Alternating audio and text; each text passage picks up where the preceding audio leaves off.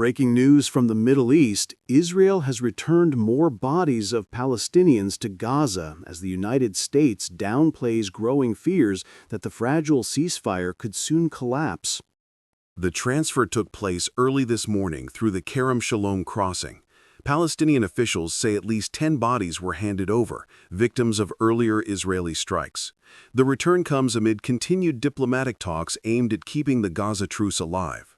In Gaza City, families gathered at hospitals and mosques as the bodies arrived. Many of them had been missing for weeks. Emotional scenes unfolded as relatives wept, clutching photos and calling for justice. Meanwhile, in Washington, the U.S. has sought to calm concerns about the ceasefire. A White House spokesperson said, quote, "Both sides are showing restraint.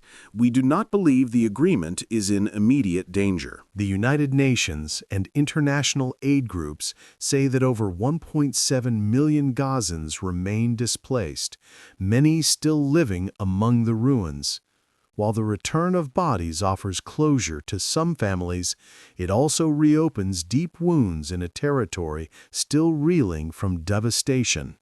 In Jerusalem, Israeli officials defended the move, describing it as part of ongoing humanitarian coordination. But they also warned that Hamas has yet to fulfill its part of the ceasefire deal, including the release of remaining Israeli captives. Egypt and Qatar continue to mediate between both sides, while the U.S. remains the main guarantor of the truce. Sources close to the talks say new meetings are scheduled in Cairo this week, focusing on hostage recovery and aid access. In both Israel and Gaza, families of the dead and missing wait in silence. Each new return of bodies reminds them of what was lost and what peace has yet to deliver. For many, the ceasefire is only a pause, not an end.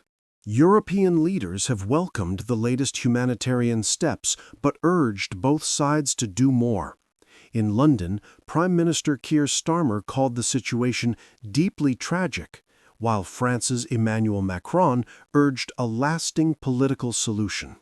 As Gaza buries more of its dead and Washington insists the ceasefire still holds, the world is left wondering, can fragile diplomacy survive the weight of so much grief?